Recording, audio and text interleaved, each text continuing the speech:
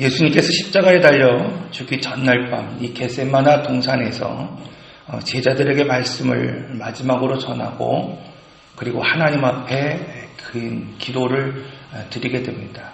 이것을 오늘 우리는 대제사장의 기도다 이렇게 말하고 있죠. 오늘 우리를 위하여 죽으신 예수 그리스도 대제사장으로서 오늘 우리를 중보하시는 예수 그리스도가 마지막 그 순간에 무엇을 놓고 기도했고 어떻게 기도했는가를 오늘 우리가 살펴보려고 합니다. 요한복음을 특히 오늘 새로운 관점에서 지금 계속해서 설명하고 있죠. 그래서 요한복음 1장, 2장의 내용을 통해서 출애굽기를 설명하고 있습니다. 그래서 출애굽기에서 말하고 있는 것처럼 오늘 우리가 변화되어야 된다라고 하는 초점을 가지고 1장에서 11장까지 말하고 있죠. 그래서 가나안 포도단지 2장 처음 부분에서 말하고 있는 이 물이 포도주로 변한 이 사건을 통해서 1장에서 11장까지 오늘 우리가 예수를 믿고 어떻게 변화되어야 되는가. 하나님이 출애굽 백성들을 구원하셨을 때 단지 그냥 구원받은 그 사람으로 머물게 하신 것이 아니라 어떻게 합니까? 광야를 통해서 삶을 훈련시킵니다. 이 종으로서 살고 있었던 종의 가치관을 가지고 살고 있었던 그 사람들에게 이제는 뭐예요?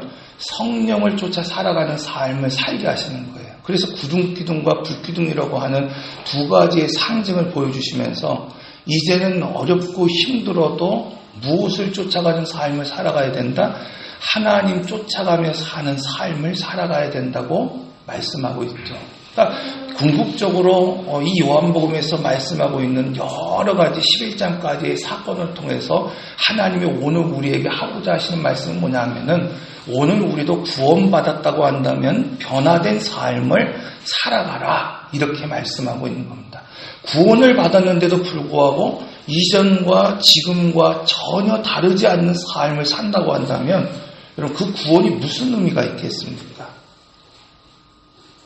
두 번째로 12장에서 계속해서 한 말씀이 무엇인가 20장까지 오늘 우리에게 주시는 말씀이 뭐냐면은 그럼 변화받았다는 게 뭐냐는 거예요. 여러분 오늘 우리가 변화받았다는 것은 단지 내가 예수를 믿기 전에 험악한 삶을 살고 죄인된 삶을 살고 세상에서 말하고 있는 이 죄인과 같은 모습으로 살다가 내가 변화됐다는 것이 그냥 세상에서 말하고 있는 그냥 좀 깨끗한 사람, 좀 성실한 사람, 이걸로 변화된 것을 오늘 우리가 변화됐다고 말하는 것이 아니라는 겁니다. 그러니까 오늘 우리가 예수를 믿으면 무질서했던 나의 삶이, 무분별했던 나의 삶이 반드시 질서를 갖습니다. 왜냐하면 창세기에서도 하나님이 태초에 오늘 우리를 이 세상을 지으실 때 공허한 가운데, 무질서 가운데 세상을 구분 지으셨잖아요. 구별하게 하셨습니다. 질서를 가지게 하셨어요. 혼돈 가운데 있는 오늘 이 세상을 질서가 있게 움직이게 하셨다는 겁니다. 그러므로 하나님이 오늘 우리 안에 역사하실 때는 이 어둠의 역사가, 혼돈의 역사가, 무질서한 역사가, 질서가 있는 것은 당연한 겁니다. 근데 이 질서가 세상 사람들이 말하는 것처럼 단지 내가 세상에서 지저분하게 살다가 깨끗하게 사는 것, 세상에서 정말 악한 모습으로 살다가 선하게 사는 것이 변화된 것이 아니라 그건 당연한 오늘 우리의 열매이고 바로 변화됐다고 하는 것은 무엇인가 하면 하나님의 성소로 지어져 가는 것이다라는 거예요. 그러니까 오늘 우리가 건축물로서의 성전을 짓고 이곳에서 함께 예배하지만 이거 궁극적으로는 언젠간 이건 다 사라질 것이죠. 오늘 우리가 이 건물이 아니라 다른 곳에 이전해서 예배를 드리면 더 이상 여기는 성전이 될 수 없어요. 그러니까 성전을 하나님이 지으라고 말씀하실 때 가장 중요한 것은 오늘 우리의 몸이 하나님의 성전인 것을 알고 내 삶 가운데에서 내 몸 가운데에서 하나님을 예배하고 찬양하고 경배하고 오직 영광 돌릴 수 있도록 내 몸으로서 하나님 앞에 예배가 시작되고 찬양이 시작되고 오늘 우리가 하나님 앞에 드리는 제사가 시작될 수 있는 성소를 이 땅에서 지어가라 이렇게 말씀하고 있는 겁니다. 그래서 광야에서 이스라엘 백성들은 성소 중심으로 살아갑니다. 매일 임재하는, 성소에서 임재하는 하나님의 구름을 바라보며 하나님 중심으로, 성소 중심으로 살아갑니다. 그러나 가나안 땅에 있는 이 백성들은 그렇게 살아가지 않아요. 절기 때만 하나님 앞에 모이고 하나님이 기업으로 주신 그 땅에서 살아갑니다. 그럼 그 땅에서 그러면 하나님을 잊고 사느냐? 그렇지 않다는 거예요. 가나안 백성의 특징이 뭡니까? 여러분, 내가 서 있는 자리, 내가 약속받은 자리, 내가 구원받은 자리, 내가 기업으로 얻은 그 자리에서 하나님의 성소가 되게 하라는 겁니다. 그러니까 오늘 우리가 가나안 백성이라고 말했을 때, 여러분, 오늘 우리는 두 가지를 다 할 수 있죠. 성소의 중심으로 모일 수 있어야 되지만, 한편으로는 내가 가나안 땅, 내가 약속으로 받은 기업, 내가 약속으로 받은 내 삶의 자리, 여러분, 오늘 우리의 가정과 일터와 삶의 자리에서 내가 과연 하나님의 성소로 살아갈 수 있는가? 이것이 참 중요한 겁니다. 신약의 백성, 오늘 이후에, 오늘 우리에게 있어서 정말 중요한 것은 뭐냐면, 여러분, 오늘 우리가 하나님의 성소를 짓고 건물로서 성소를 세우고 이곳에서 함께 모여서 예배하는 것, 이것도 참 중요하지만 근본적으로 더 중요한 것은 뭐냐면 내가 서 있는 그 자리, 그곳에서 내가 성소가 되는 거예요. 내 삶의 예배가 시작되고 내 삶의 분향단이 시작되고 내 삶으로 오늘 말씀드리려고 하는 이 분향, 기도, 이 하나님 앞에 올려드리는 네 개의 향, 이것처럼 내 삶이 향연이 돼서 하나님 앞에 천사가 들려 올라가는 그런 향기가 되는 삶을 살아가라, 이렇게 말씀하고 있는 것입니다. 그래서 오늘 이 본문의 말씀 크게 세 가지로 이제 26장까지의 내용을 보면은 크게 세 가지예요.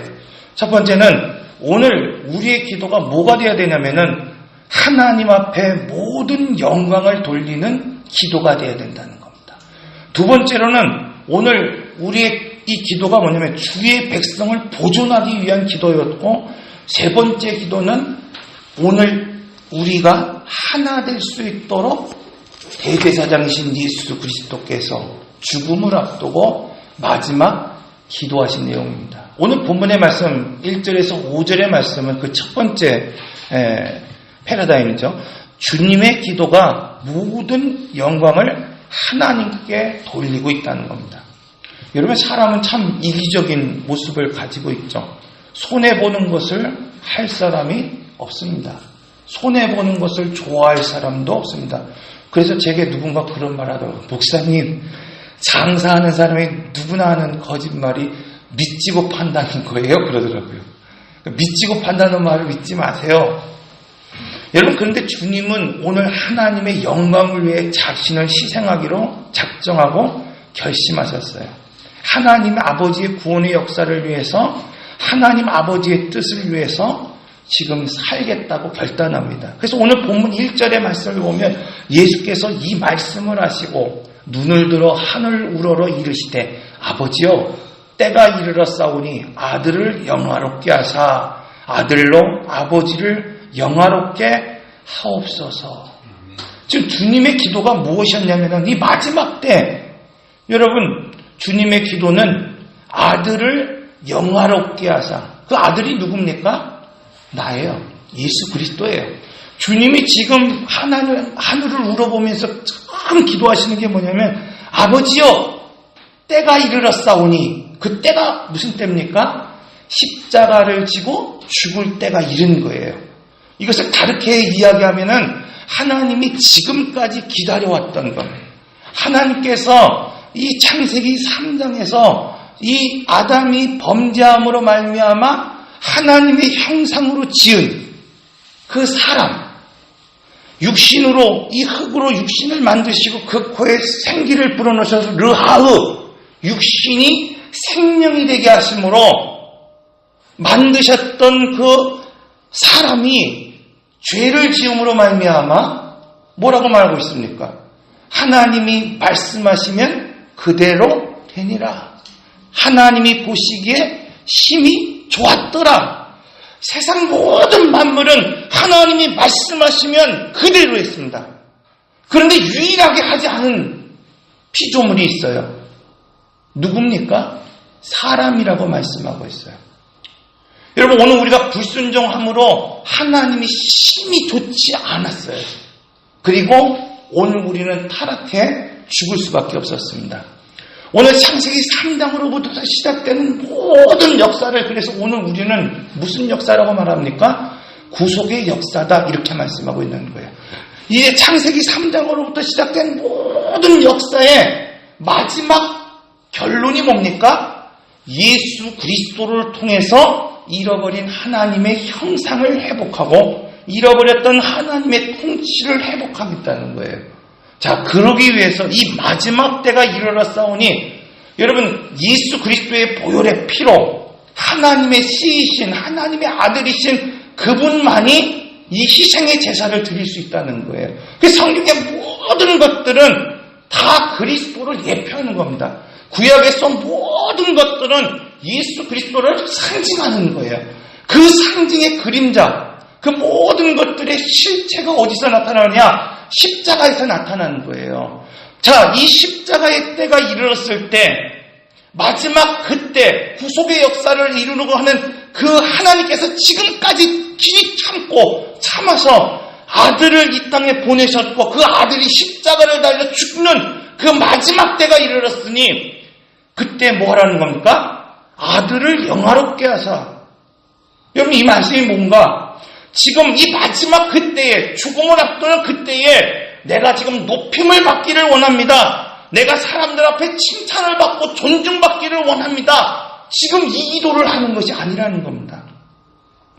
지금 주님이 말씀하시는 것은 무엇인가 하면 나의 죽음을 통해서 내가 주님의 뜻대로 십자가 짐으로 통해서 내가 정말 지금까지는 짐승의 피로 하나님 앞에 올려드리는 그 제사로 오늘 우리가 씻음을 받았다고 한다면 완전한 제사를 이루기 위하여서 나의 피를 통하여서 나의 죽음을 통하여서 하나님의 사랑이 드러날 때 지금 창세기 3장부터 하나님께서 약속하신 그 약속이 성취될 때 하나님이 영광 받으신다는 겁니다.